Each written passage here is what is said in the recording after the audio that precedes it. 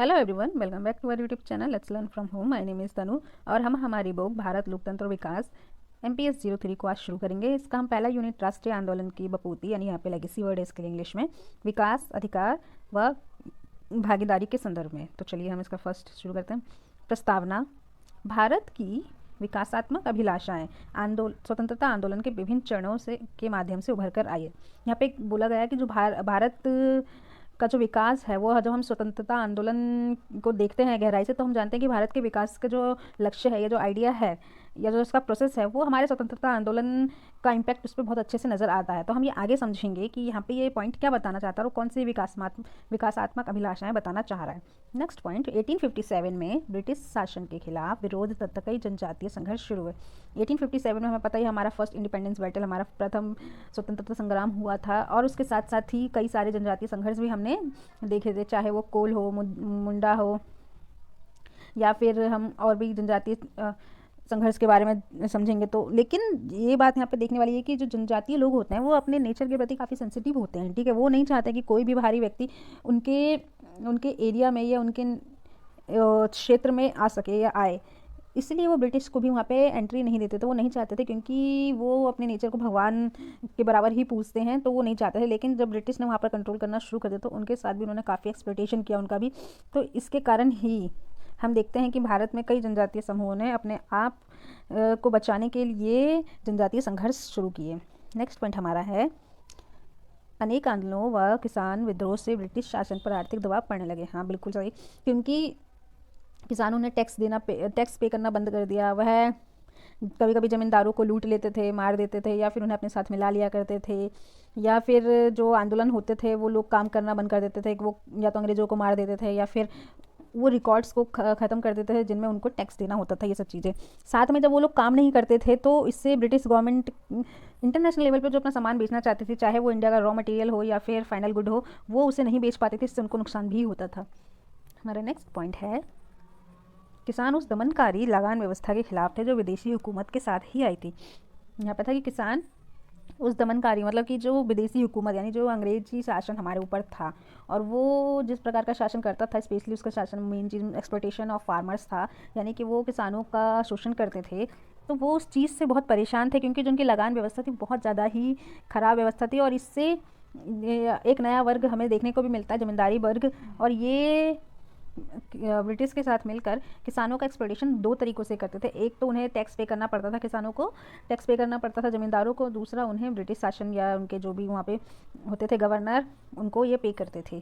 तो इस कारण ये लोग इस व्यवस्था से काफ़ी ज़्यादा परेशान थे।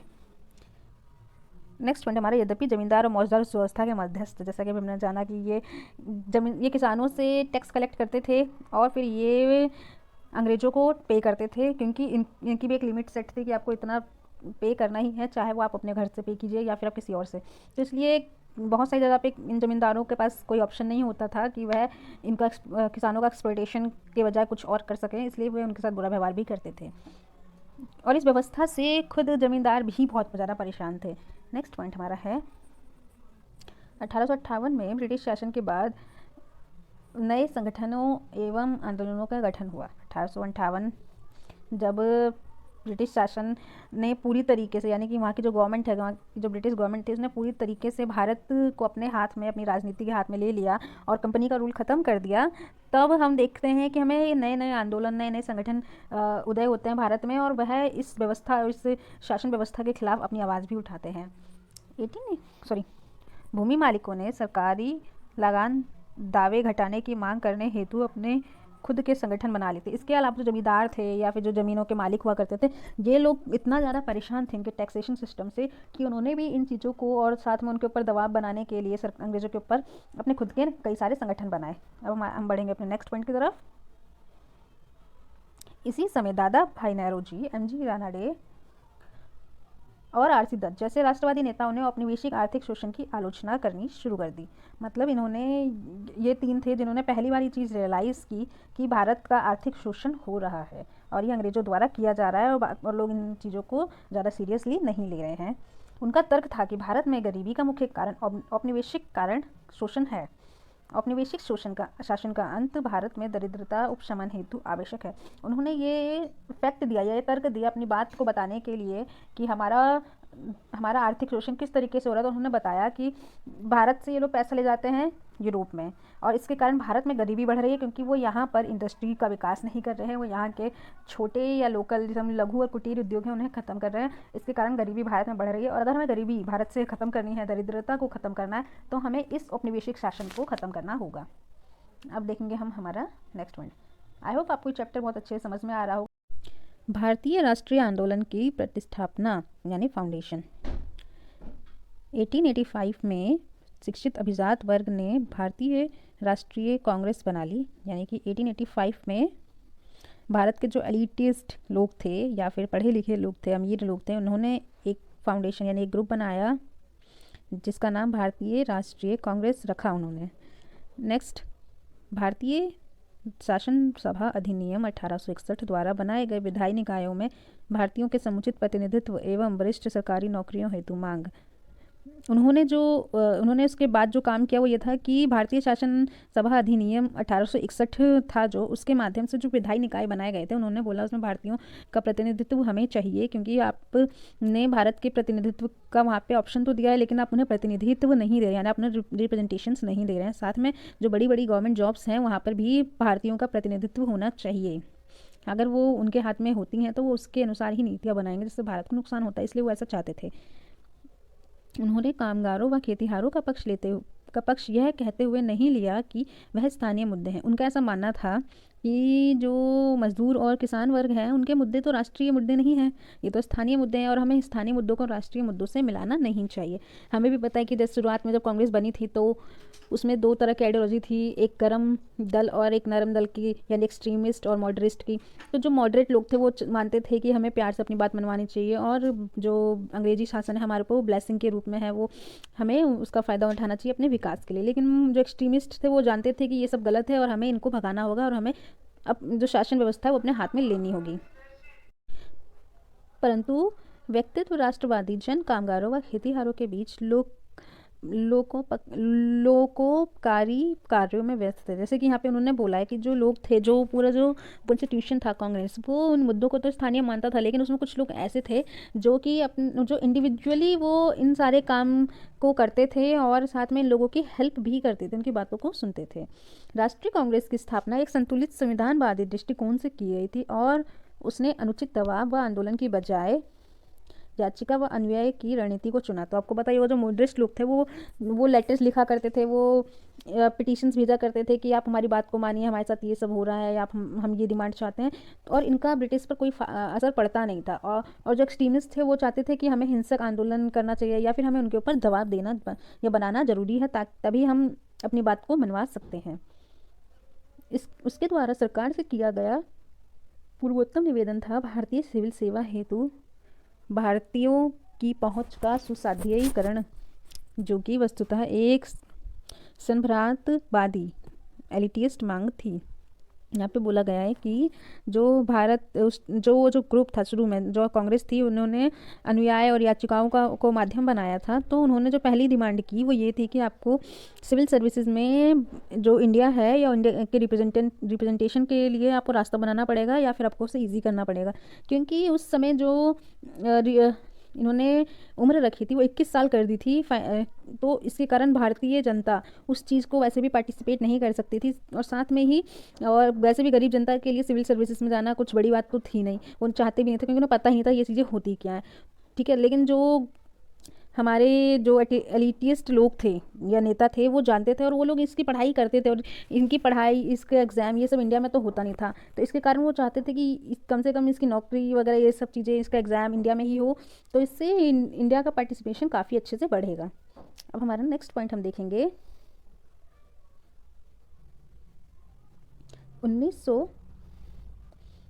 दूसरी ओर यह संगठन बागान व औद्योगिक श्रमिक वर्गों की दशा संबंधी मुद्दों को लेने से पीछे हट गया, जो कि स्थानीय मुद्दे लगते थे।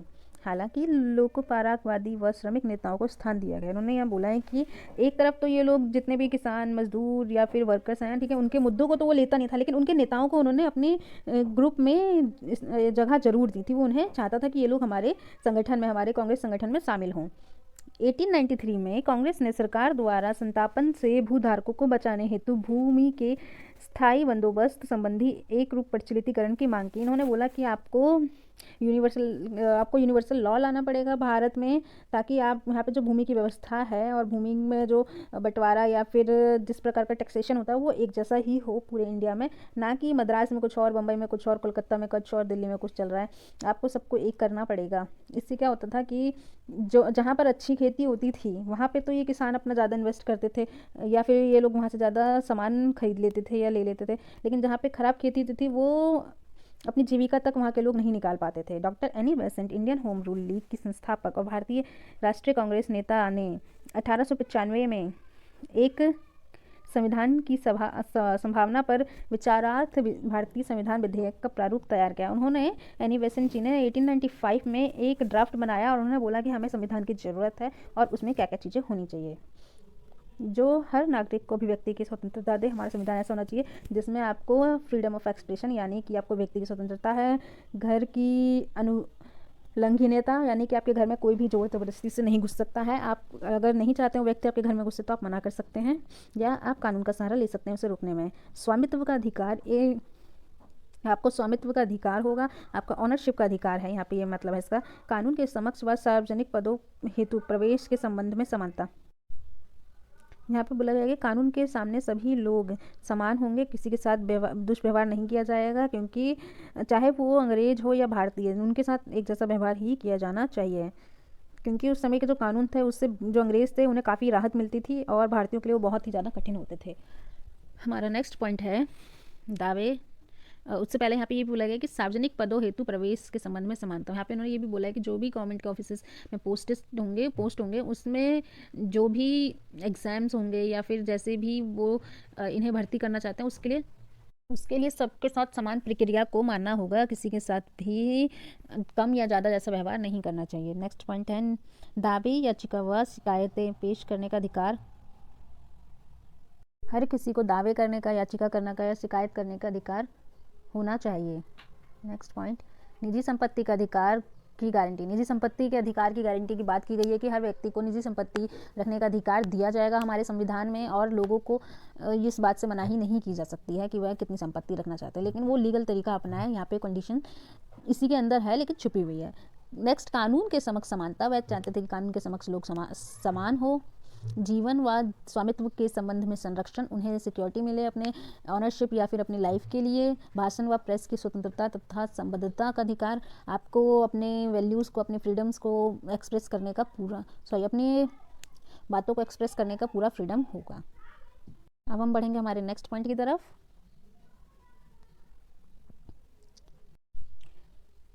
उन्नीस 1918 में बम्बई में एक विशेष सत्र में मॉन्टेस्क्यू चैम्सफोर्ड रिपोर्ट पर कांग्रेस ने मांग की कि नए भारत सरकार अधिनियम में भारतीयों के अधिकार की घोषणा हो। वहाँ पे जब 1918 में मॉन्टेग्यू चैम्सफोर्ड रिपोर्ट आई तो कांग्रेस ने इस बात की मांग की कि जो भारत सरकार ने नया अधिनियम ला रही है, क्योंकि उस समय अंग्रेज ही भारत सरकार थे, जो अधिनियम ला रही है उसमें भारतीयों के अधिकारों की घोषणा हो, भारतीयों को किसी भी प्रकार के अधिकारों से वंचित ना किया जा सके। 1925 में मोहनदास गांधी जी ने की अध्यक्षता में सर्वदलीय सम्मेलन द्वारा स्थापित एक उप समिति ने एक भारतीय राष्ट्रकुल विधेयक तैयार किया, जिससे भारतीयों के लिए ग्राम स्तर से ऊपर तक स्वशासन की मांग तथा अन्य अधिकारों की मांग की गई। देखिए यो उन्होंने एक बिल लाया, इंडियन वेल्थ बिल के ड्राफ्ट के नाम से भी जाना जाता था। तो उन्होंने उसमें कुछ प्रॉमिसेस किए। वो प्रॉमिस थे कि आपको लोकल सेल्फ गवर्नमेंट मिलेगी, साथ में कुछ अधिकार, वो अधिकार हैं। उन्होंने स्वतंत्रता के अधिकार के बारे में बात की, वास स्थान एवं संपत्ति की सुरक्षा की बात की, यानी कि आपको कहीं भी रहने का, अपनी संपत्ति अर्जन करने का अधिकार है, आपको उसकी सुरक्षा भी दी जाएगी। सद्विवेक तथा धर्म में विश्वास रखने व अपनाने की स्वतंत्रता है, कि आपको अपने विचारों को, अपने धर्म में विश्वास रखने की स्वतंत्रता है। आप चाहो तो कोई सा भी धर्म अपना सकते हैं, उसको आप फैला सकते हैं। मत व्यक्त करने की यानी फ्रीडम ऑफ एक्सप्रेशंस। शांतिपूर्वक और निशस्त्र होने, एकत्र होने और समिति व संघ बनाने का अधिकार है, यानी कि आप शांति से आप ग्रुप बना सकते हैं, आप संघ बना सकते हैं, लेकिन कंडीशन है कि आपको हथियार नहीं रखने होंगे। आप आंदोलन कर सकते हैं, आप समिति बना सकते हैं, लेकिन हथियारों का प्रयोग नहीं किया जाएगा, क्योंकि वो ये जानते थे कि भारत को आज़ादी दिलाने के लिए हमें बहुत बड़ी मात्रा में लोगों की ज़रूरत भी है और भारत के लोग उसके काबिल भी हैं। तो वह जब भी आंदोलन करते थे तो करीब लाखों लोग उनके साथ जुड़ जाया करते थे, इसलिए वो उन्होंने ऐसी डिमांड रखी कि सिर्फ उनके ही नहीं, जो अन्य लोग भी हैं, चाहे वो लोकल लेवल पे हों या फिर वो बड़े लेवल पर पोस्ट पर हों, वो भी आराम से अपने ग्रुप बना सकते हैं ताकि वह अपने तरीके से स्वतंत्रता में अपना हाथ बटाएं। निःशुल्क प्राथमिक शिक्षा, लोगों को निःशुल्क प्राथमिक शिक्षा मिलेगी और बच्चों को भी सड़कों, सार्वजनिक स्थलों, न्यायालयों इत्यादि का प्रयोग, हर व्यक्ति इन चीज़ों का प्रयोग कर सकता है। उसे किसी तरीके से बैन नहीं किया जाएगा या फिर उसे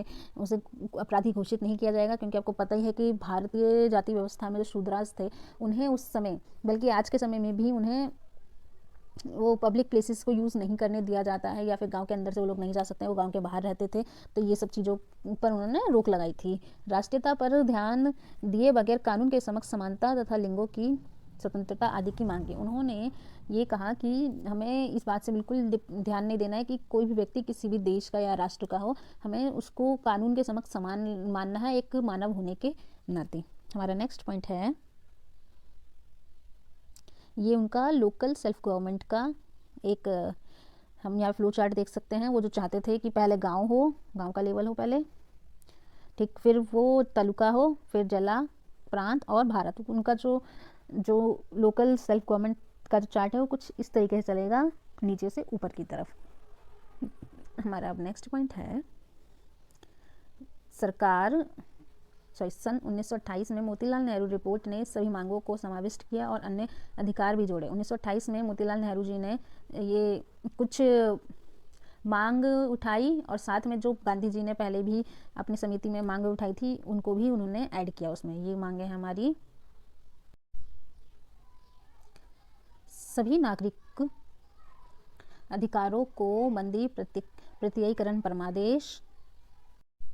इसमें उन्होंने मांग रखी कि जिन लोगों को इलीगल तरीके से या फिर जानबूझ के गिरफ्तार किया जाता है, वह लोग कोर्ट के सामने जल्दी से वो सामने पहुंचे, उन प्रत्यक्ष हों, ठीक है, ताकि उनका जो गुनाह जिस चलाया जाएगा उनके ऊपर, वो बात साबित हो कि वह लोग उन्होंने वो काम किया है कि नहीं किया है, वो लोग अपराधी हैं या नहीं हैं। क्या होता था कि उस समय, जब आपको पता होगा कि एक अंग्रेजों ने एक कानून लाए थे, रॉलेट एक्ट नाम से वो एक कानून लाए थे, जिसमें वो किसी को भी शक के बिना पर भी अरेस्ट कर सकते थे। इसलिए कुछ इस तरीके के कानून को रोकने के लिए ही उन्होंने इस चीज़ की डिमांड की थी।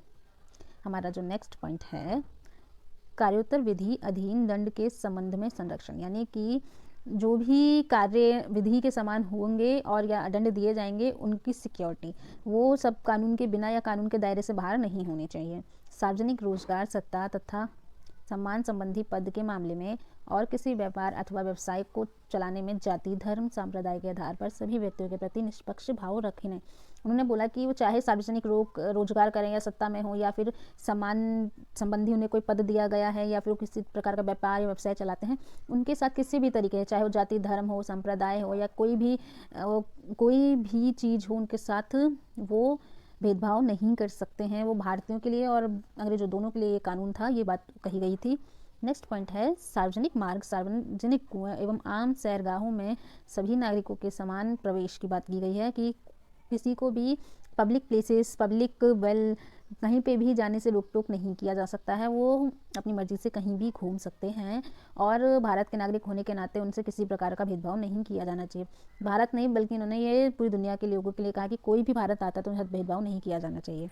श्रम एवं आर्थिक दशाओं के अनुरक्षण में उन्नयन हेतु संयोजन एवं सम्मिलन की स्वतंत्रता। उन्होंने बोला कि वह श्रम और आर्थिक दशाओं में वो प्रोटेक्शन, उनको सिक्योरिटी मिलनी चाहिए, प्रोटेक्शन मिलनी चाहिए, उनको वो ग्रुप बना सकते हैं, वो अपनी बात रख सकते हैं, वो अपनी मांगे उठा सकते हैं।